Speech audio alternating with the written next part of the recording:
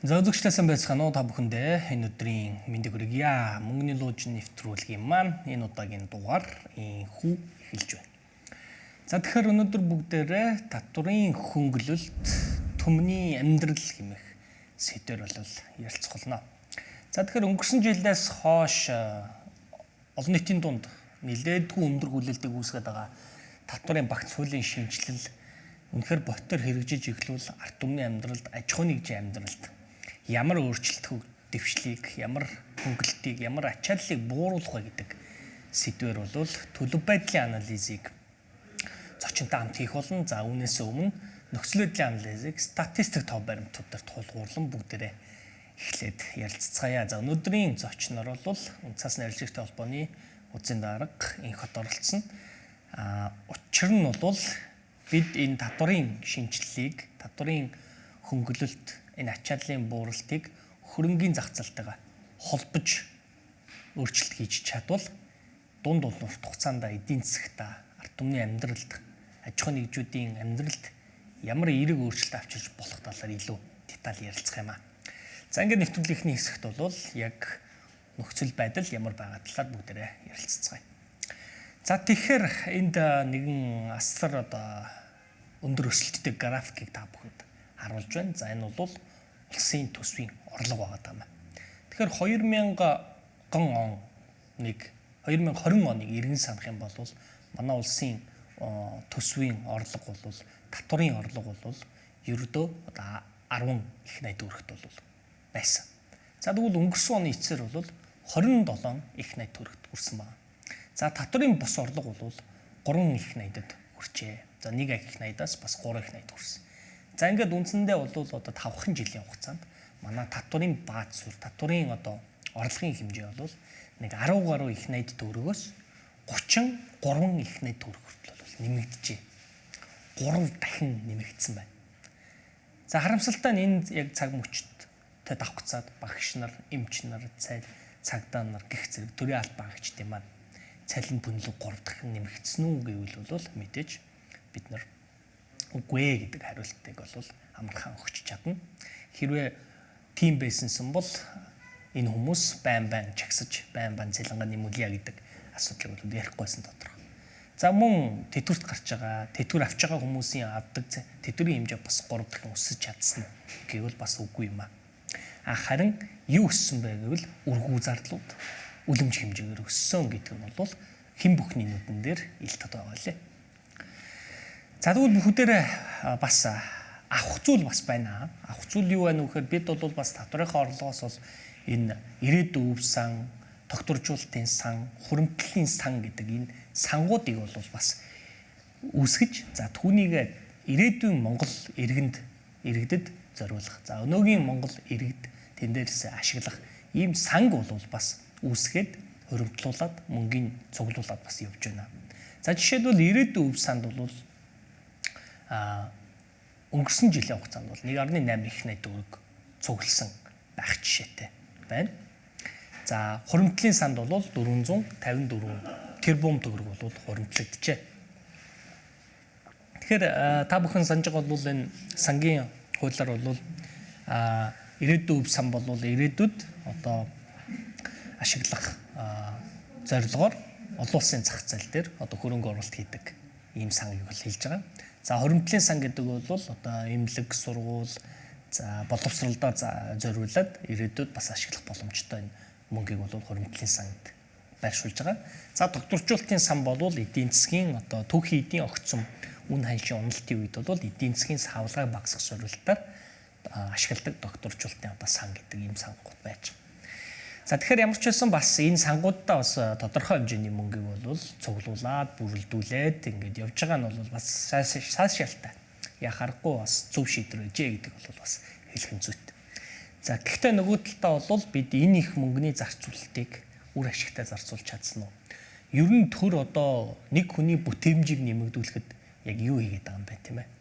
3 хүний хийх ажлыг нэг хүн хийгээд байдаг. Хувийн хвшилт жишээлбэл тийм үү?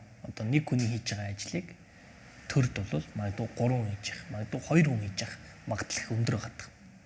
Тэгэхээр бид нар энэ бүтээмжийг нэмэхгүйгээр зөв хүнийхээ тоог л нэмэх ийм аргыг бол сонгоод байдаг. Тэгэхээр бид энэ хүнийхээ тоог нэмэх замаар ажлыг нухлах хэрэгтэй юм уу? Эсвэл нэг хүнийхээ бүтээмжийг нэмэгдүүлэх замаар ажлыг нухлах хэрэгтэй юм уу? Нэг хүнийхээ бүтээмжийг сайжруулад тэр хүндээ өндөр цалин өгөөд чанартай цөөн боловсон хүчинтэй байх хэрэгтэй юм уу? Аль эсвэл нэг ажлыг 3 хүнд хувааж өгөөд ингээд өргүү зардлаа нэмэгдүүлээд бүтээмжээ бууруулад яваад авах хэрэгтэй юм уу? Гэдэг л ийм л одоо асуултын атсан шалан дээр бид нар бол сүүлийн олон жил явж байна. За энэний үр дүнд бол орлого маань өсөд байгаа ч гэсэн эдийн засаг төлөөд барилгын баялагийг зараад борлуулад байгаа ч гэсэн төсвийн зардал бол оновчтой байж чадахгүйгаас үүдэлтэйгээр бүтээмж бол маш их алдагдаж байна. За дээрэс нь хамгийн одоо энэ нөхцөл байдлаас хохирж байгаа хүмүүс бол яхаарахгүй одоо энэ тэтгэврт гарч байгаа хүмүүс тэтгэврийн авч байгаа тэтгэврийн хэмжээ. За мөн энэ төрийн үйлчилгээний албыг гарч байгаа багш нар, эмч нар, за одоо цагдаа гэх зэрэг энэ албуудыг чухал энэ албуудыг хариуцдаг нийгмийн одоо аюулгүй байдал, нийгмийн эрүүл мэнд, нийгмийн сайн сайхан байдлыг хангахад гол үүрэг гүйцэтгэдэг энэ албан хаагчдын маань цалин хөлс бол хангалттай биш байгаа даа гэдэг. За ийм л одоо асуудалтай бид нэр одоо байнга тулгарч ярьж байна.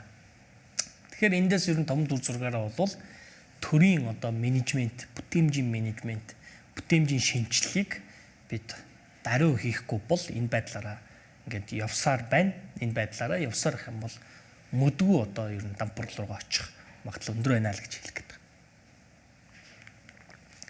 За нөгөө талдаа урсгал зардлаа бүгд харъя. Төсвийн зардлаа харъя. Урсгал зардал болон хөрөнгийн зардал. За урсгал зардал бол 10 их 80 төгрөг хүрдэггүй байсан байна. Тэгэхэд бол одоо өнгөрсөн жил 24.5 их 80-д хүрсэн байна. За хөрөнгийн зардал буюу энэ бүтээн байгуулалтын зардлууд энэ дотор багтдаг. За 7 их 80 төгрөг хүрс давцсан явж байна. 3 их 80 2020 он гэхэд бол нэг 3 их 80 төгрөг төр байсан бол одоо 7 их 80. За урсгал зардал бол нэг 10 хүрэхгүй тэгээ 10 орчим их 80 дээр байдаг байсан бол одоо 24 их 80 дээр ингээд ирсэн байж ах жишээ нэ. Тэгэхээр энэ их хэмжээний нөгөө талдаа орлогоо бид нар нөгөө талдаа одоо зарцуулсан байна. Тэгэхээр зардлын хувьд бол 2020 онд 31.2 их 80-ийн зардлыг бол гаргасан байна. 24.2 их 80-ийг урсгал зардал гаргасан байна. За хөрөнгийн зардал 7 их 80-ийг гаргажээ. За тэгэхээр энэ их хэмжээний зардлыг ер нь бид нар яаж одоо үр дүнтэй болгох вэ? Яаж бүтээмжтэйгээр өндөр бүтээмжтэй төрийг бий болгох вэ гэдэг энэ одоо асуудлаас өмнө нь ярьжсэн одоо манай мөнгөний луж нэвтрүүлгийн хамгийн анхны дугаар санаж байна. Төсвийн доктортой байдлын зөвлөлийн даргад энх хоёр оролцож байсан. Тэгээ тухайн үед бол бас юу гэж хэлж байсан бэхээр төсөв энэ баталж байгаа арга аргачлал өөрөө тэр чигээрээ орвонгоор Монголд бол буруу байгаа маа. Тийм учраас энэ системийн шинжилэл, системийн шинжтэй өөрчлөлтийг хийж төсвөө зөв одоо баталдаг болно, зөв бас зарцуулдаг болох юм аа. Түүнээс биш манай төсвийн өнөөдрийн одоо гүйцэтгэлийг ажлын үр дүн хэмжиж байгаа үзүүлэлтнүүд бол зардлын ангиллаар яваад байдаг учраас зардлаа нэмээд явахыг боддгоо. Түүнээс биш нэг хүнийхээ бүтээмжийг нэмээд зардлаа хэмнээд бүтээмжтэй бай гэдгийг бол боддоггүй гэдэг. За энэ бас хариултыг хэлж ирснийг одоо бас санаж байна. За тэгэхээр төсвийн зардлын хувьд бол одоо бид бол ингэж маш их хэмжээний зардлыг үр ашиггүй гаргасаар байна гэдгийг л одоо артум шүүмжилж. За гэхдээ бидний хувьд бол бас төсвийн ашигтай байсан үе бас байна. 2023 онд бол 2.1 их 80 төгрөгийн одоо төсвийн ашигтай байсан юм үе байна. За ингээд 2025 оны одоо дунд үе гэхэд бол 4 их 80-ийн алдагдaltaй болсон бол одоо одоо нийтсээр 1.2 их 80-ийн алдагдaltaй байх жишээтэй. За тэгэхээр орлого сайтай үед бол мэдээж ашиг үүсдэг. За орлого муутай үед бол зардлаа дагаад тааж чадахгүй бол мэдээж хэрэг алдагдал нэмэгддэг. Тэгэхээр өнгөрсөн жилийн хувьд бол засаг одоо солигдсны дараа одоо ямар ч байсан 3.9 их 80 буюу одоо 4 их 80 төөргийн алдагдaltaй байсан төсөв болвол за одоо оны эцсээр 1.2 их найд болж ямар ч байсан багасжээ. За энэ бол бас тодорхой хэмжээний зардлын хэмнэлтүүдийг хийсэнтэй холбоотойгоор бас ийм хэмжээний одоо хэмнэлт гарч байна. За 2020 оны үед бол бас бид нар 4 их найдын бас алдагдaltaй. Яг тэр одоо ковидын хүнд хэцүү үед бол ийм байсан байна. За тэгээд 2020, 21, 22, 23 онуудад бол хасах 4 их найдаас нэмэх 2.1 их найдын ашигтай болж одоо сайжирчээ. Тэгэхээр энэ маань бол ерөөсөө л нөгөө нүрсний маань экспортын биед хэмжээний өсөлт нөгөө одоо үнийн өсөлт байсан. За ингээд 23 онд бол оргилдоо хүрсэн. 24, 25 оны туршид нүрсний үн унсан. За ингээд нүрсний экспортын орлого 9 тэрбум доллароос 6 тэрбум доллар болж буурсан. За яг энэ үедээ давхцаад манай төсвийн алдагдал 2.1 их найдын ашигтайгаас 3.9 их найдын алдагдaltaй болж буцаад хүндэрчээ. Тэгэхээр яг энэ нөхцөл байдал энэ одоо төвхтэй энэ ханшийн огцом өсөлт уналтын үед бид нар яаж орлого цуглуулсан орлогоо дараагийнхаа тэр алдагдaltaй үедээ зориулж хадгалах вэ? Яаж эдийн засгаа тогтворжуулах вэ? Яаж татвараа нэмэхгүйгээр ард түмэн аж ахуйн нэгжийн нуруунд дээрх ачааллыг нэмэхгүйгээр нөхцөл байдлыг давж гарах вэ? Гэхээр ерөөсөө л төрийн бүтээмжийн асуудал болж урж байгаа. За ингээд төр өөрөө бүтээмжтэй байж чадах юм бол бүтээмж өсгөж чадах юм бол мэдээж хэрэг орлого зарлага маань уялдаад зарлага маань илүү бодиттой үр дүнтэй болж эхэлнэ. За харамсалтай нь бол төрийг зардлын хувьд одоо илүү бүтээмжтэй байлгах талаас нь хөшүүрэгдэх систем, хууль эрх зүйн орчин, хөрс суурь нь бол Монголд алга байна гэдгийг л бас мэргэжлийн хүмүүс хэлээд байна. За та бүхэн мэдж байгаа газрын тосны үн, за Brent газрын тосны үн баррел тутамдаа дайны өмнө бол $70 байсан. За яг өнөөдөр бол $100 давцсан явж байна. За ингээд эх сараас эхлээд дизелийн үн бол Монголын зах зээл дээр багаар бутгад одоо 40-30%-аар за тэгээд 50%-аар нэмэгдэх ийм эрсдэл нөхцөл байдал үүсэж байна. За яг энэ үн нэмэгдэж явах энэ цаг мөчид хаврын улирал таарч байна. Газар тариалан, барилга, уул уурхай бүх юм сэргэж байгаа. Дизелийн одоо яг хэрэглээ нэмэгддэг энэ сар дөнгөж одоо эхэлж байхад зардал бол ийм өндөр хэмжээгээр одоо нэмэгдэх нь гацаагүй боллоо. Тэгэхээр энийг дагаад бол одоо компаниудын зардал нэмэгдэнэ. За орлого буурна, ашиг буурна. За нөгөө талдаа бол түүхийн эдийн үн маань бас өндөр өнгөрсөн жил алт жишээлбэл маш өндөр өссөн бол он гараад нэг унцаалт 5500-аас 4400 болоод буурчлаа. $1000, 1000 гаруй доллараар буюу 20 гаруй буурчлаа. За нүрсний үн бол олигтой өсөж сэргэж тууштай нэмэгдэхгүй байна. За зис бол харьцангуй доктортой байна. Тэгэхээр ингээд аваад үцхээр өнгөрсөн онд манай улсын эдийн засагт нөлөөлж исэн тэр түүхийн эдийн эерэг нөлөөлөл өөрөө энэ онд бол яг бүр эсэргээрээ болоод эхэллээ. Өнгөрсөн онд ч нь бол баррел газрын тосны үн бол жилийн туршид буурсан. Алтны үн жилийн туршид өссөн. За нүүрсний үн бол эхний хагас буурж агаад хоёрдугаар хагас руугаа хэвэн болоод баг зэрэг бас өссөн. За зэсийн үн бол бас тогтвортой өссөн. Бол яг он гараад эхний 2 сарын байдлаар яг энэ нөхцөл байдал бүгд яг эсэргээрээ ирэглээ. Газрын тосны үн огцом өслөө, алтны үн огцом унлаа, нүүрсний үн сэрэхгүй байна. Зэсийн үнийн өсөлт удаашрлаа.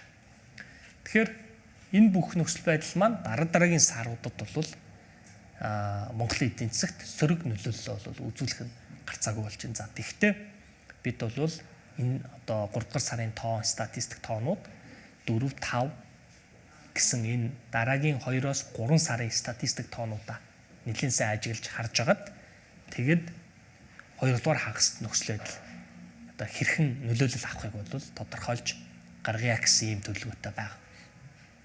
За яг одоо юугүй те нөгөө ус үзэг байж хормоо шуун гэдэг шиг те. Одоо юугүй одоо нөхцөл байдал ийм хүн толох нэ. Тийм одоо асуудал үүсгэнэ гэж бол ярих нь бол эрт байна. Статистик тоо баримтуудаа бол харах, үзэх, шалгах, за бас ажиглах ийм шаардлага бол байсаар байна гэдгийг бол бас хэлэх нь зүйтэй.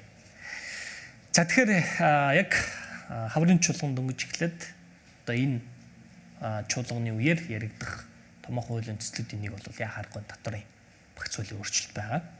За хувийн орлогын албан татвар дээр, за мөн аж ахуй нэгжийн орлогын албан татвар дээр, за мөн нөөт гэсэн энэ гурван одоо татвар дээр бол нэлээдгүй өөрчлөлтийг бол хийхэд төлөвлөсөн гэж.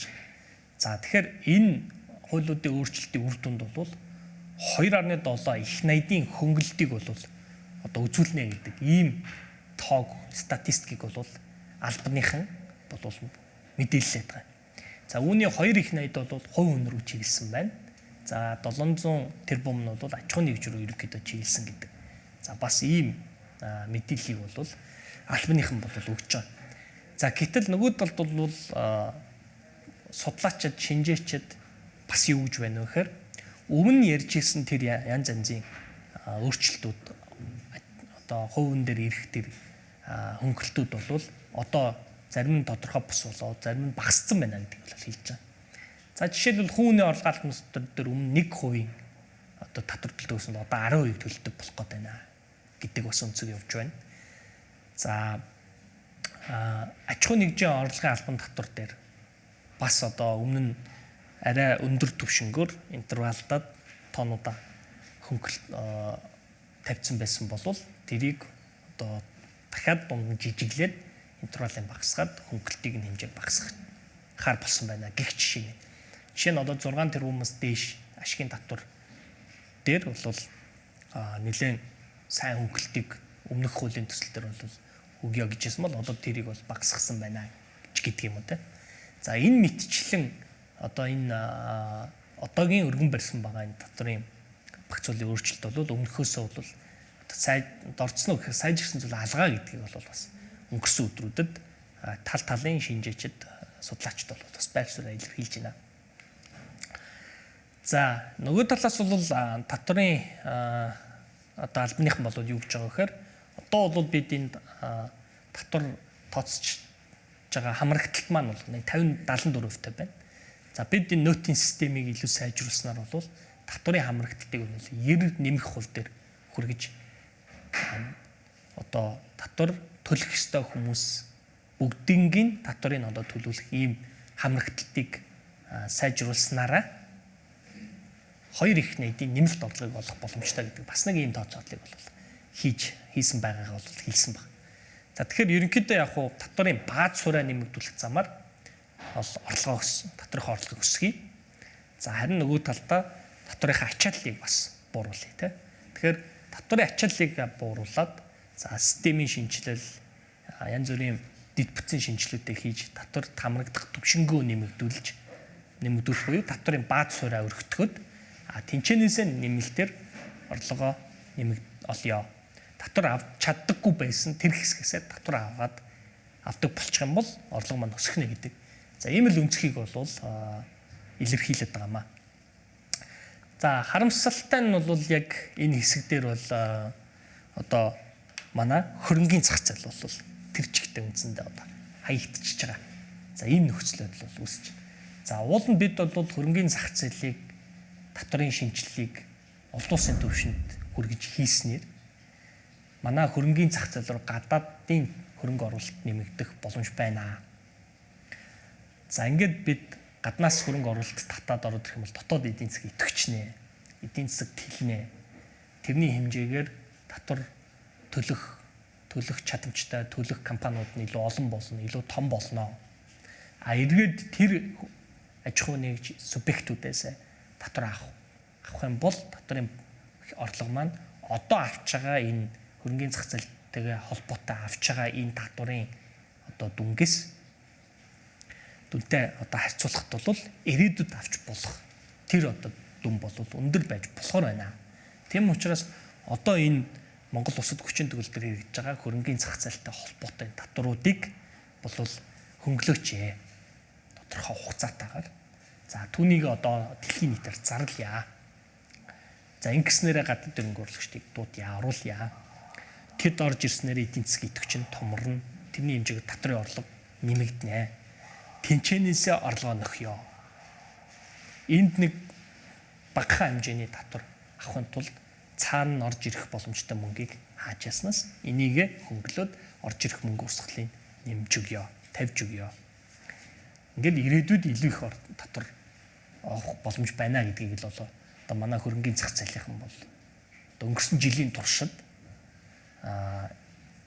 бүхэл одоо оролцогчид маань энийг хэлж ярьж нийгэмд болон төр засагт хэлж ирсэн. За харамсалтай нь бол яг одоогийн татврын одоо хууль дээр бол тийм онцгойсон өөрчлөлтүүд бол алгаа. За тэгэхээр одоо бид ер нь энэ Монгол улсын хувьд жилдээ ер нь энэ хөрөнгөний зах зээлтэй холбоотой татвараас хичнээн хэмжээний татварыг олдгийг. За тэрийг тэгэлжүүл ямар хэмжээний орлогоо алдах гэдэг юм. За тухайн жил болгон алдж байгаа орлогоо нөхөд бид нар ямар хэмжээний одоо ирээдүйд хөрөнгөний захаар дамжсан урсгалыг нэмэгдүүлээд эдийн засгаа томруулаад эргээд олж болох орлогоо нэмэгдүүлэх боломж байгаа юм. За мөн бид үнэхээр олон улсад өрсөлдөё гэж ингэж зорж байгаа юм бол бид олон улс нэр хүндтэй Сингапур, за Хонконг гэх зэрэг энэ бүсүүдэд хөрөнгөний зах зээлтэй холбоотой татварууд бас ямар байгаа юм. Тэрнтэй бидний одоогийн татвар өрсөлдөж чадах байгаа мó гүм үү? Өрсөлдгийг юу л үнэхээр одоо хөнгөлөх шаардлага байгаа мó гүм үү? За мөн сүүлийн үед энэ Станы орнууд бол бас хөрөнгөний зах зээлээ хөгжүүлэхэд их анхаарч байна. Тэдний одоо авч хэрэгжүүлж байгаа арга хэмжээнүүд юу байгаа юм? Бид юу н өрсөлдөгчдөөс хэр зэрэг хойно хаана хоцорсон яваа юм бэ гэдэг. Энэ бүх одоо төлөв байдлыг базаж одоо зочинтой ярилцгална. За тэгээд өнөөдрийн зочноор Цаас арилжаалагчдын холбооны төрцөлийн дарга инхот оролцсноо. За үзэгчдээ нэвтрүүлэг маань зочны хэсгээр үргэлжилж байна. За өнөөдрийн зочноор Монголын Цаас арилжаалагчдын холбооны төрцөлийн дарга инхот оролцож. За урилга хүлээн авч ирсэнд баярлалаа. За өрсөнд баярлалаа. За арилжаалагчдын холбоо гэдэг бас товчхон үнэтэй танилцуулаач. Монголын үнэт цаасны ярилтаа эрхлэлтийн холбоо айгүй үнэтэй. Яг үзэгчдэд яг юу идэг талаараа. Тухайн анх үүсгэн байгуулагдсан одоо хүмүүс маань ингээл нэрийг өгсөн баг л та. Тэгэхээр яг ер нь үнэт цаасны арилжаалагч гэхээр зөвхөн цаасаар бол хязгаарлаж болохгүй. Энэ бол ерөөдөө хөрөнгө оруулалтын орчин, гадаад дотоод хөрөнгө оруулалтын орчин, зам хөрөнгө оруулагчдын их ашиг те. За эдгээрийг одоо сайжруулах, хангах, за мөн гишүүн байгууллагынхаа дуу хоолойг нэгтгэх ийм бол байгууллага. 1995 онд байгуулагдсан. Одоо ингээ 31 дэх жилдээ үйл ажиллагаа болж байгаа. Монгол Улсад үйл ажиллагаа болж байгаа мэрэгжлийн цөөн холбоодын нэг гэж ойлгочихлоо. Салбарын мэрэгжлийн холбоо гишүүдээсээ бүрдсэн. Тэгэхээр салбарын хэрэгшгийг ярих хэрэгтэй. Тэгэхээр салбарын хэрэгшгээр жоох явц утгаар шүүмжтэй том хөрөнгө оруулалтын орчныг сайжруулах эрх ашигыг хангах тэр төлөв. За окей. За тэгэхээр өнөөдрийн маань сэдв татварын хөнгөлөлт түмний амьдралт гэсэн сэдв байгаа. Тэгээ яг хоо нэвтрүүлгийн эхний хэсэгт бол энэ ерөнхий статистик тоо баримтууд татварын хөнгөлөлт за нөгөө талдаа бусд хүмүүсийн байр суурь те за төсвийн алдагдлаа шиг ингээ ярьцсан. Гэтэл нөгөө бидний одоо яриад байдаг нөгөө хөрөнгөний захын маань тэ холбоотой татварын одоо өөрчлөлт хөнгөлтүүд ингээ үндсэндээ хаягдцсан гэгдцэл байна л да. Тэгээ бид бол одоо өнгөрсөн жилжингаа бас ярьсан шүү дээ те. Ийм хэмжээний одоо татвар төлөөд байна. Энийг хөнгөлчүүл ингээ ийм эерэг эффекттэй дунд урт хугацаанд гэд. За ингээд хөрөнгөний зах зээл ер нь хөгжчих юм бол ийм одоо эерэг үр дүнгууд авчрахаар байна. За ингийн тулд энэ татварын орчныг сайжруулж өгөөч гэл ингээд ярьсан. За ингээд ярьсаар хагаад хамгийн сүүлд нэг хоос оцрох готлаа юм л да. Одоогийн байдлаар. Үгүй яг уу би бас хувийн дэвс жоохон ерөнхийдөө жоохон гайхчлаа л да. Одоо энэ татварын багц хуулийг жил ахс хүмүүс ингээд ярьж гисэн те. Мэргэжлийн холбоотуудтай за мөн зах зээлд оролцогч нар за мөн томоохон одоо аж ахуйн нийт байгууллагын төлөөлөлттэй ингээд татварын алба сангийн амжилт юм уу энэ усыг хурлаас байгуулсан ажлын хэсгийн гишүүд маань уулзсан явсан. Бид нар одоо зөв холбооныхон зүгээс хөрөнгөний зах зээлтэй холбоотой маш олон төрлийн татварыг ерөнхийдөө бол хөнгөлж хөлөөл эргэж хараач гэсэн юм бол хүсдэг тавьсан. Тэгээд ерөнхийдөө санал авахгүй яагаад санал авдаг юм бэ гэдэг би ийм ойлголттой үзсэн. Манай саналыг авахгүй. Зүгээр сонсоод өнгөрөх гэж ирсэн юм уу те. Зөвхөн энэ бол манай зах зээлийн асуудал биш байх гэж байна. Би бусад зах зээлд орсогчдоос уул руу хааж идэг юм уу те барилгач гэдэг юм. Энэ салбарын улсуудын төлөөлөлд байгаа зөвхөн бас л бидэрт айлсан санал байдаг. Тэгэхээр энэ сандыг авахгүй бол битийн ингэж нэг санал авсан нэг хилцүүлэг хийсэн нэг юм нэр төдийн би хийхээ одоо юм цааш дараагийн хил ам гарчихгүй гэл формал хийгээд идэв. Формал хийгээд идэв. Би бол тэгж бодлоо. Тэгэхээр одоо яг хуу ийм санал өглөө яагаад энэ саналыг дэмжихгүй байгаа хэрэг хариу өгөх хэрэгтэй л доо.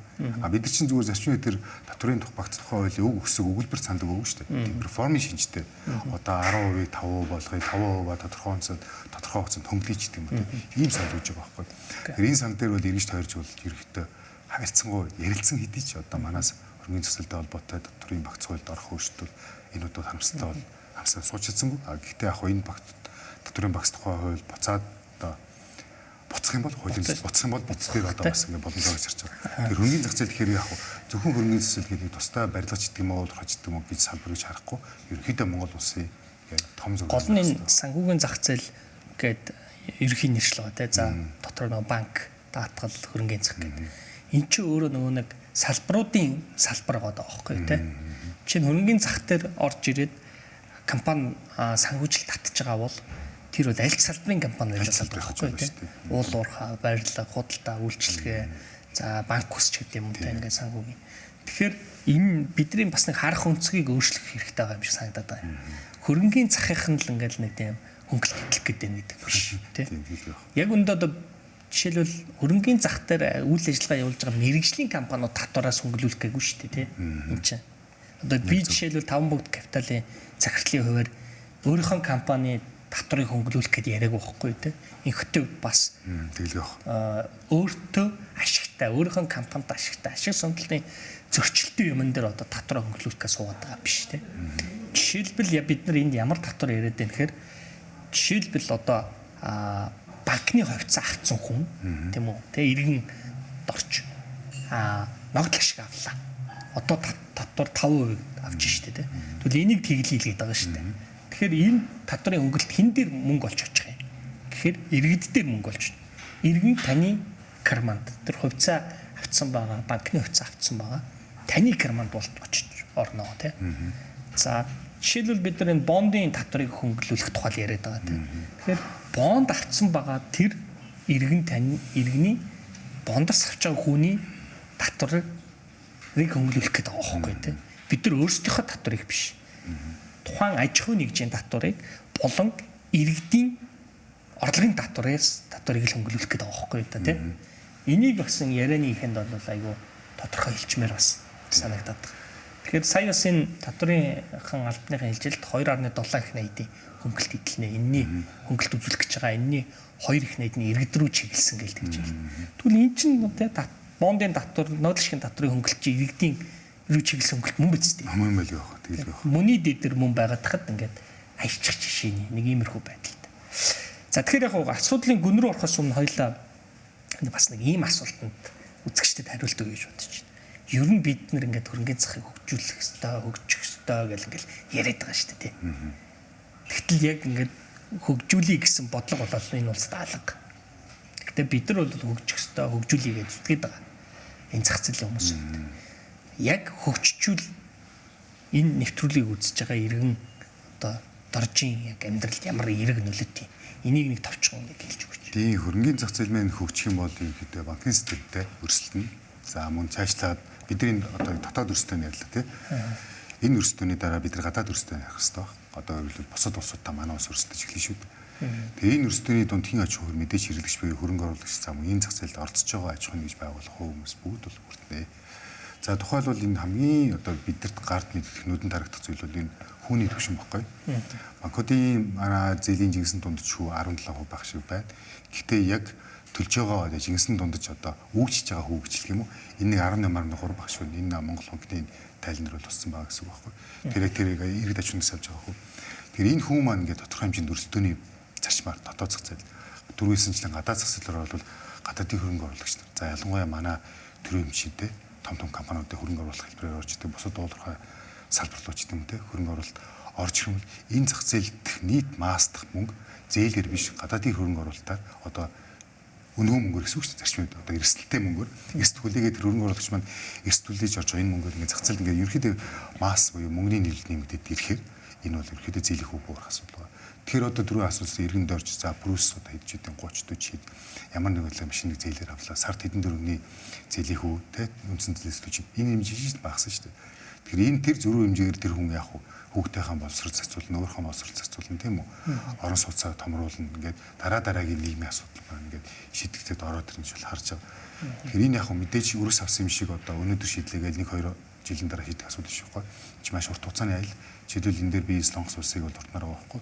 1960 онд арга хэмжээ авахулаа одоо хөрөнгөний зах зээл бол нийт одоо төрийн эмчит компаниудаа одоо ховчлахын том реформын арга хэмжээг аваад 1960-аас 70 онд 10 жил явж 80 онд маш том одоо ингээд үр дүнгээ бол үүсдэг. Одоо 80 оноос ингээд эдийн засгийн өсрөнгөө хөгжөөд сая 2000 одоо 15 6 он хүртэл маш дэллээ шүү дээ. Яг одоо жихүү амын юутай холбоотой жоох удаашрсан байна. Тэгэхээр Солонгос одоо 1960-аас 80 онд 20 жилийн хугацаанд ингээд тодорхой үр дүн үүсэхийн тулд тодорхой реформ авч хэрэгжүүлээд тэрнийхээ үр дүнг үзснийхэн дараа одоо эргүүлээд хөрөнгөний зах зээл диктатураа ингээд нэмж эхэлж байгаа байхгүй. Тэнгууд одоо энэ бас ингээд буруу болоод эхэлж байгаа. Яагаад гэхээр яг нь Солонгос улсын эдийн засаг маань ингээд жоохон саарад ингээд хүн өсөлт төрнөдөд буурж байгаа. Гадаад руу хөрөнгө оруулах Солонгос хөрөнгө оруулагчтай ихсээд байгаа. Тэр энийг бас болиулахын тулд одоо юу гэдэг Америк нэгдсэн улсад авсан хувьцаанд эргүүлээд Солонгос улсын хөрөнгөний зах зээл дэх хөрөнгө оруулалт хийх бол тодорхой хэмжээний дотор хөнгөлт үзүүлнэ ч гэдэг тийм.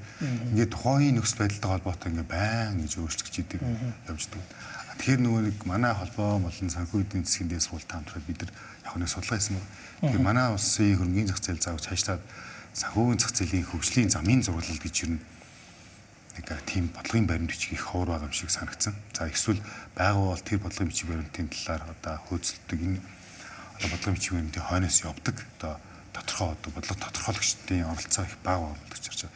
Тэгэхээр энийг бид нар ямар ч байсан нэг бодлого боловсруулагчд маань хүргээд санхүүгийн доктортой байдлын зөвлөлд энэ бодлогын батлуул маань байгаа. Гол нь гэтээ бид олон ч баталтай бодлого одоо реформ батлаа тий бас нэг хөлөөс айж байна. Одоо ингээд нэг амар гоё бодлого батлуучдаг тэрний хойноос одоо гүйдэг ажилтны хүний оролцоо хүмүүс хэр байх вүлээ тэрний үр дүн хэр байх хэсэг айж байгаа байхгүй. Тэгэхээр яах вэ? Гэтээ яг айлаа гэж хашаас үжлэхгүй ямар ч байсан энийхээ хойно гарахаа бид нар бол явах л ёстой гэж харж байна. За окей. Хоёлаа дараачихаа яг степ хийхээс алхам руу орохоос өмнө бас нэг энэ хөрөнгөний зах хөгжүүл бас ямар эерэг нөлөөтэй гэж бас боддог талаараа шинжээч юм байсаар бас нэг боломж гарсан хэлж ийг шатлаа. Ер нь бол энэ байгалийн баялагийг ил тод нээлттэй эдийн засгийн эрхлэлтэнд оруулах систем чи өөрөө хөрөнгөний зах зээл те. Хөрөнгөний зах зээл дээр компаниуд хувьцаа гаргалаа, улирал болгонд хайлангаа өгнө, хурлаа хийн. Тэгээд тэнд ямар нэгэн хэл ахвал авилга ашиг сонирхол ингээд явж байвал тэрийг ядчил цаг алдахгүй ингээд бариад авдаг. Нэгдүгürt. Тэгээд энэний хэрээр энэ систем өөрөө энэ эдийн засгийг те эрүүлжүүлж идэг, цэвэршүүлж идэг. Нөгөө талд яг тэр жишээлбэл алтны жишээлбэл сая өнгөрсөн жил алтны ханш 50% өслөө шүү дээ. Тэгэхэд одоо Торонтогийн бирж дээр гарцсан байгаа тэр Эрдэнэ Development Resource гэдэг компани ханш 150% өслөө шүү дээ. Тэгэхээр тэр хувьцааг жишээлбэл Монголоос нэг хэдхэн мянган л хүн авсан байгаа байхгүй. Тэгвэл 100 мянган хүн энэ хувьцааг авцсан. Тэгээ баян онгорт байгаа тэр алтныхаа ордоос ашигын хүртэл сууж ирсэн бол ямар сайхан байх вэ те. Тэгэхээр энэ мэтчлийн хөрөнгөний зах хөгжснөөр энэ ялангуяа уул уурхайн баялгаа эдийн засгийн эрхлэлтэнд оруулахдаа энэ захаар дамжуулаад хувьцат компани болгоснороо ийшээгээ хувь иргэнч хөрөнгө оруулах тэгш хэрэгтэй байж байгаа. Дотоодын одоо аж ахуйн нэгжч хөрөнгө оруулах тэгш хэрэгтэй байж байгаа. Гадаадын хөрөнгө оруулагч гэсэн яг л бүгд нэгэн зэрэг эрх тэгшээр хөрөнгө оруулах тэр боломжийг бол нээж өгöd байгаа юм аа. Тэгэхээр энэ зах зээлээр дамжаад баялгаа бид нар эргэлдүүлснээрээ иргэд маань энэ дээр олноороо оролцож хувьцаа эзэмшигч болсноороо яг нөгөө баялагтаа эзэн болж чаднаа тий. Энэний хэрээр бидний хуримтлал өснө, орлоготой болно, чинийлэг болно. Энэний хэрээр яванда бие даасан иргэд маань бие даачглан тий санхүүгийн хувьд эрх чөлөөнд рүү хүрээд ирэхээр. Тэгэхээр санхүүгийн хувьд хараад бус хүмүүс бол бие даа шийдрээ гаргаад ирэхээр хүссэн хүсээгүй нөгөө сонгуул шудрах болно те гэдэг ч юм уу те дараа дараагийн асуудал авилга болж эхэлнэ ч гэдэг юм те. Ингээд дараагийн авлаа асуудал шийдэгдэг гэдэгт бол итгэдэг юм аа. Тийм учраас энэ хөрөнгөний зах зээл одоо хөгжих ёстой л гэж бид бол яриад байгаа. За тэгэхээр дараагийн алхам бол юу нөхөр татврын орчин дээр бид нэр хөрөнгөний зах зээлтэй холбоотой татвар дээр хөнгөлт ингээд авмаар байна. Авчих юм бол энэ зах зээл хөгжих хэрэгтэй нэ гэдэг. За тэгвэл бусад энэ том хөгжсөн зах зээлүүд байна те. За хамгийн ихэнд хоёулаа Сингапур, Хонконгийг ингээд бацаад ярив. Тэгэхээр Сингапур, Хонконг гэдэг энэ хоёр газар энэ манай дээр байгаа татварууд яг ямар байдалтай байна вэ? Одоо Сингапур одоо ногдлашин татвар маань гадаад дотоодын оршин суугчаас үл хамааран тэгв байна. За ногдлашин татвар тэгв. За капитал гэж ярьдаг бидний нөгөө одоо мэрэгжлийн хэллэгээр те энэ бол хувьцаа боловсны ханшийн өсөлт хувьцаа боловснаа энэ бас ингэ тэгв байна. За тэгэхээр corporate tax-ны яг 15% байна. Одоо хөрөнгөний зах зээлтэй холбоотой одоо байгууллагын аж ахуйн нэгжийн ялгаалт татвар гэсэн үг шүү дээ те. Яг энэ яг манахаас 10% таарчлаа жоохон төр 25% таарчлаа арай жоохон бага. Нэг ийм байдал. Тэгэхээр ингээд Сингапурч бай, Хонконгч бай энэ улсын бодлого маань ингээд татвар цуглуулад ингээд кейс илүү мөнгөн хөрөнгөний урсгалыг тэр зах зээл дээр бий болох гэж өөрсдөө татах. Тэр одоо cash flow management одоо cash flow гэж шүү дээ. Тэр мөнгө томоохон хэмжээний одоо жишээл ойлгохоо гэрээ. Ойлгохоогийн 3-аас 5 тэрбум доллар Монгол улсад борлуулалтын орлого нэг 2-оос 3 сар байхад л бидэд маш том мэдрэмж авна. Энэ хэмжээний доллар манай зах зээл дээр зүгээр нэг харьцнаас дээр байж байгаа л гараа явах шүү дээ. Тэгвэл энд яг энэ хэмжээний ингээ мөнгө урсгал ороод ирэх юм бол Монгол банкны 2 дахь 4 дахь өдөр хэрэгжүүлж байгаа дуудлага худалдааны үр дүн өөр гарч эхэлнэ. Хүмүүсийн сэтгэл санаа хүлээлт нөө болж эхэлнэ. Ингээ энэ хэмжээний мөнгө орж ирээд гарна гэдэг чинь айгу том билүү тахгүй. Энэс энэ илүү энийг хардаг. За манай улс за магадгүй зарим улсууд маань жоохон татвар гэж л хараад байдаг. Мөнгө цуглуулах энийгээ төсвийн орлого бүртгэе байлаа, төсвийн зардал энэ чинь хуучлагдсан байгаа. Бидний нэг заавал орохтой дараа дараагийн хөрөнгө оруулалт, улсал зардал, хөрөнгө оруулалтын зардал ингээ гацлаа гэж хараад байдаг. Тэрийг ингээд юм болгоны ингээд төсвийн хөрөнгө оруулалт шийдэх гээд үзсэн. Магадгүй бид нар гаднаас хөрөнгө оруулалтаа дотоодын хөрөнгө оруулагчтай дэмжиж, аж ахуйн нэгжтэй дэмжиж тэр боломжийг олгоод зүгээр л мөнгө хэрэглэх асуудал байхгүй. Тэг мөнгө хэрэглэж байгаа цагт бол тэнд бизнес бол ингээ байна. Хонконг ч гэсэн ялгаагүй шүү. Хонконг дээр бас ямар байна? Хонконг мөн адилхан тийм. Одоо бид нар одоо Хонконг, Сингапур хоёртой манай бас арай өсдөг болоогүй л байна л да. Яг энэ арай гэж наад чинь айгүй олон талаар байна. Ер нь зарчууд юу монголчууд нөгөө царай муутай тэгээ царай юу гэдэлээ царай муутай дээр улцсан гэдэг юу гэдэг лээ те. Царай дээрээ улцсан гэдэг шиг үү тий. Тийм л тийм л шүү дээ манай улс. Би яг бас Япон улсын чигээс авмаар байгаа. Япон улс яг одоо дундаж өрхийн одоо нийт одоо хадгаламжийнх нь таланд яг бэлэн мөнгө хэлбэрээр яг гуцсан доороо байна гэдэг шиг ингээд байж идэг ийм мөнгөтэй ийм арт түм. Тэгэхээр энэ мөнгийг ингээд зах зээл рүү оруулах, ялангуяа хөрөнгөний зах зээл рүү оруулах гэж Япоос маань айл 2014-5 NISA гэж програм хэрэгжүүлчихсэн. Nippon Individual Savings Account. За санаа нь бол энэ дансыг ингээд хөрөнгөний зах зээлээр ингээд нээх юм бол энэ дансаар орж байгаа ямар нэгэн хөрөнгө оруулалт байх юм бол доторх хөнгөлтүүд эзлээ. Эдлээ гэдэг. Ялангуяа залуучтай уриалж байгаа. Тэгээ энэ бодлогын үр дүн ингээд сүүлийн 10 жил маш том үр дүн өгсөн. Бид нар сайн санаж байгаа Япон улсын төв банк сүүлийн 6 баг quantitative easing гэж ярьдаг. 2008 оноос хойш татврын бодлогын хөвгөө тэгмүү зарим тохиолдолд хасахгүй дээр байж байгаад 2 жилийн өмнөөс нэмэх болж гисэн шүү дээ. Энд чинь нөгөө NISA-гийн нөлөө нь орж ирээд байгаа байхгүй. Магадгүй жоохон удаан. Яагаад гэвэл чинь зах зээлийн бүтцэн маш том хүн ам ихтэй бас нэг арай өөр маневр ихэд айгүй жоохон удаан. Энэ үр дүнгээ гарч ирж байгаа. Энэ үр дүн юу гарах вэ?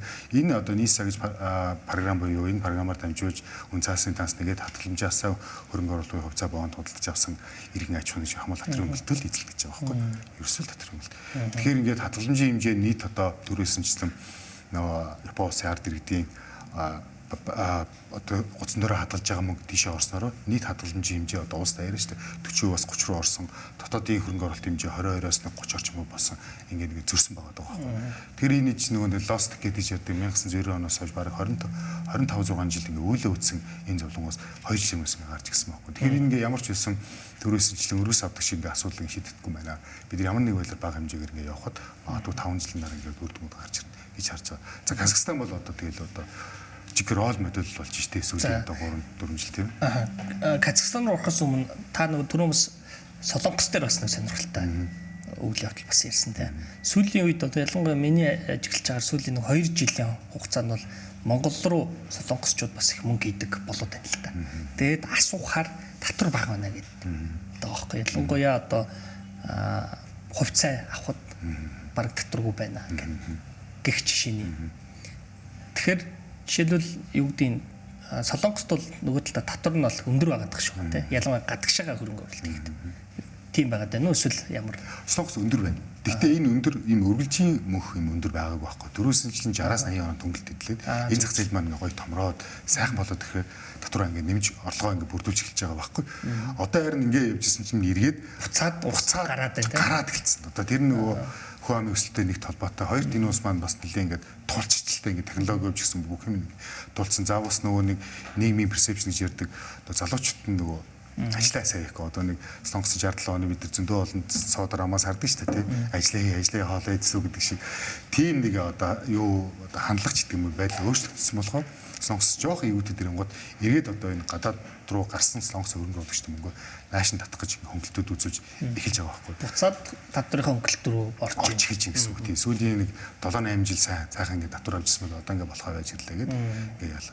Тэгээд сайн бас анзаарсан бол сонгос улсын вон маань ингээд 1500 хүлээл доллар эсрэгтэй энэ ч одоо төгөд доод хэмжээ байхгүй. Тэгэхээр энэ мэт ингээд арга хэмжээ самард энэ ус маань ингээд болгон реформууд ингээд гол нь их хурдтай юм л да. Их хурдтай юм. За тэгэхээр хоёулаа бидний сайн мэддэг Сингапур, Хонконг ярьчлаа. За тэр газруудын хувьд бол угаасаа нөгөө нэг онцлогоос хамаарат мөнгө татах сонирхолтой учраас татвараа бүр тэглээд авчиж. За Япон бол тэр дасаар дамжуулаад бас л татварын хөнгөлт үзүүлж байна. За Солонгос бол аялал эзний татварын хөнгөлт үзүүлж явж хагаад тэгээд эдийн засаг томроод ирэнгүүт нь татвартай болгочоод одоо буцаад мөнгө гараад ирэнгүүт нь буцаад хөнгөлт рүү орж байгаа юм байна. Ингээд ховсоод байна тийм үү? Манайх шиг ингээл нэг дүлий дүм царайлаад ингээд байдаггүй юм байна гэдэг үнцэг харагдаж байна. За тэгвэл одоо хоёлаа дахиад илүү Монгол руу ордвол л да. Казахстан. Тэр Казахстаны хувьд бол өнгөрсөн жилээс нэлийн чухал шийдвэрүүдийг гаргалаа. Энэ дэр тодорхой мэдээлэл өгч. Тий 2016 гэдэг чинь 40 жил. 40 жил одоо тэр Казахстан улс маань татварын орлоготой санаа зовхгүй.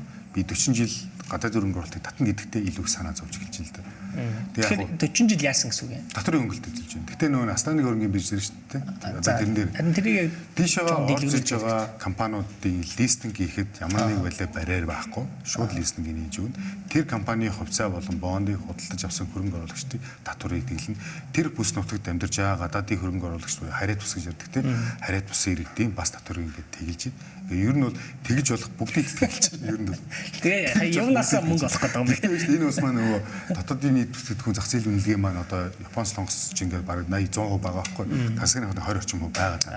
Манайх бол 25-6. Манайх бол нэг 14-5% байгаа шүү дээ өнөөдөр билээ. Тэр энэ хэмжээгээл эднүүд маань ингээд томруулах гэдэг шүү дээ. Энэ улсын гол онцлог бидэртэй юу адилхан ураантай ус. За сайн ингээд Америкт ч том ингээд төслөлбөрөөр ингээд Трамп хэрэглэж ийг явж тийм үү гэж зөрөгтэй том алхам ийг явж байна. Монгол ухаагаар байлгүй ус. За хүн аам гэсэн манайтай их төстэй. Ер нь бидний харилцаа хандлага их ойролцоо. Тийм ууртаа бол ууртаа залхуу тийм усуд байхгүй. Тэгэхээр энэ маань ингээд ер нь бол за санаа татварын орлого дээр өнөө манааштай санаа зовх асуудал биш ээ. Бидний дүүл ямар нэг байдлаар гадаад хөрөнгө оруулагчдыг оруулж эхлээд гаднаас мөнгө цуглуулъя.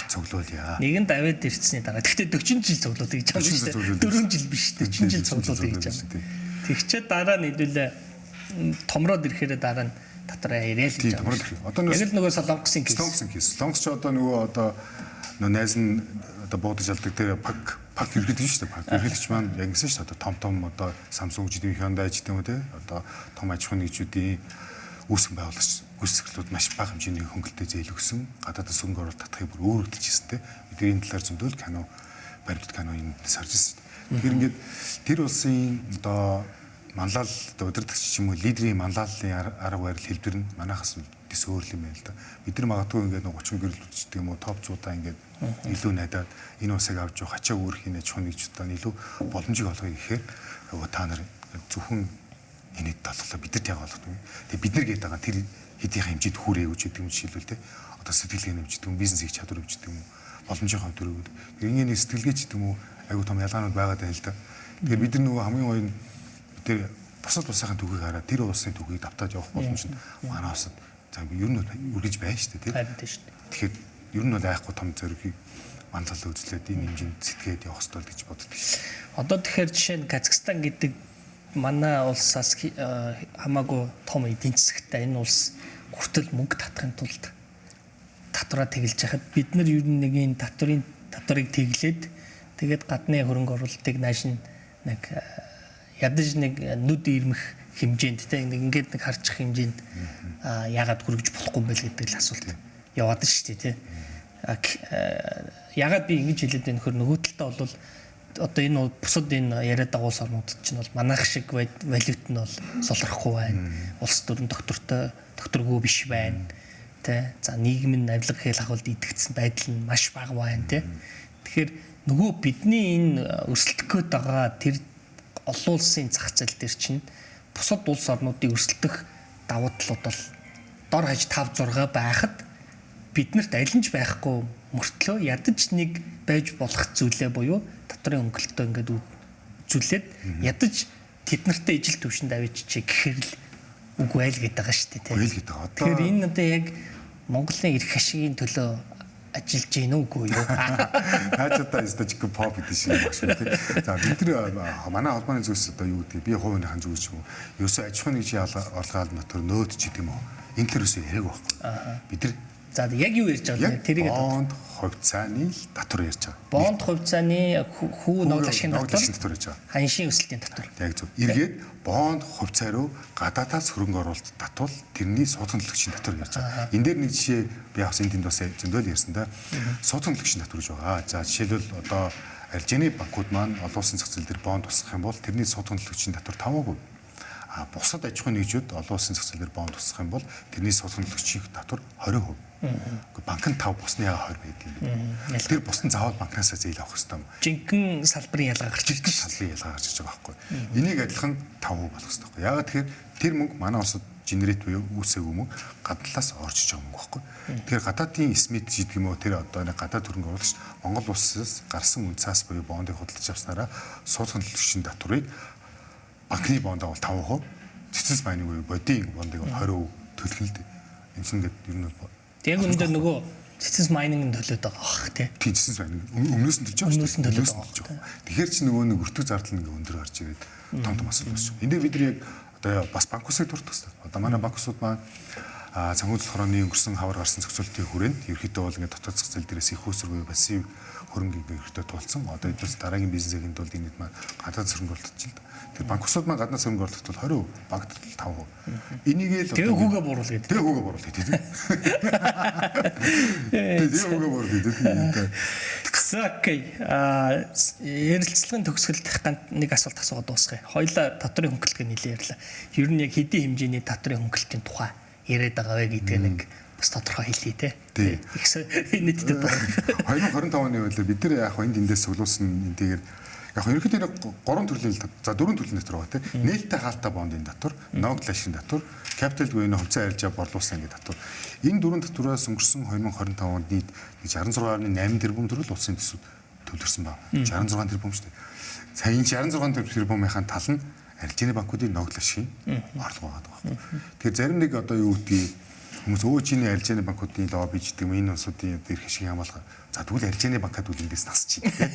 Арилжааны банк тэр Апо гэдэг юм уу, Сүүж гэдэг юм уу, бусад яг одоо технологийн компаниудыг innovation investment QP гэдэг юм уу тийм. Тэгвэл энийдийнхэн татварыг тодорхой хэмжээнд эргэж хараач. За магадгүй том хувьцаа эзэмшигчдэд үл хасъя.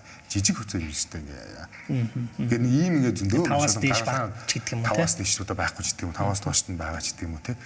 Тэр бол энэ төлөж бүр багуулгал явах шүү. Татваруудыг хэлээ бид нар банкны эсвэл одоо юу гэдэг гадны хөрөнгө оруулагч нарт гэж бас болж байна тийм. Бас болж байна тийм. Гадны хөрөнгө оруулагч авч байгаа бол тэг гэж гэдэг юм да. Энд тэр конструктив яриа ерөөсө өрнөхгүй байгаа байхгүй. Ингээд бид нар холбооны зүгээс энэ санал өгч байгаа. Саналаа өглөө таг. Саналаа өглөө таг. Тэгээ явж байгаад төс. Ер нь үгүй байхгүй. Нэг юм болоод байна. Нэг юм болоод байдаг. Мэдгүй. Тэгээд уг нь бид нар том татвараар олдог шүү дээ. Шүүн гэж нөөтийн татвараар олдог шүү дээ. Харин тийм. Жилд нэг 66. За энэ татвар маань 2022 онд 8.5 тэрбум байсан. Түрүүний миний дуртай 4 төрлөнд. Одоо нөгөө банкуд IPO хийгээд зах зээл гаргасан шүү дээ. Энтэй холбоотой. За мөн сүүлийн жилүүдэд Optis буюу биржийн бос зах зээл арьсхан хөгжсөн үнэндээ нэг 60 тэрбум болчихлоо л доо. Энэ бид 8 тэрбум л татвар асуулт. Одоо нэг яриад байгаа 2.7 их найдын татврын хөнгөлөлтөнд нэг энэ нэг 66.8 тэрбум нэг оруулж гисэн те. Оруулмаар үү. За тэгэхээр үзэгчтэй ер нь бол манай хөрөнгөний зах зээлийнхэн бол энэ 66.8 тэрбум төгрөгийн татврын хөнгөлөлтийн тухай яриад байгаа. Гэхдээ энэ нь яг чи битээр тамарлгүй мөнгө шүү дээ те. Бит хоёр одоо юу гэдэг юм цасны компанийнхаа татвараас хөнгөлүүлэх гээгүй. Бит хоёр олж байгаа орлогоос хөнгөлүүлэх гээгүй. Энэ зах зээл дээр бонд гаргаж байгаа, хувьцаа гаргаж байгаа компаниуд, салбар бүрийн компаниудын татврын хөнгөлөлтийг ярьж байгаа. Тэрийг нь худалдаж авсан, хувьцаа бондыг худалдаж авсан ард иргэдийн маань олж байгаа орлогоос олох татварыг хөнгөлөх тухай яриад байгаа. Ингэнгээ гадаадын хөрөнгө оруулагч нарыг татах нэг юм нэг ч гэсэн нэг жоохон царай зүсэн янз л ял гэж байна шүү дээ.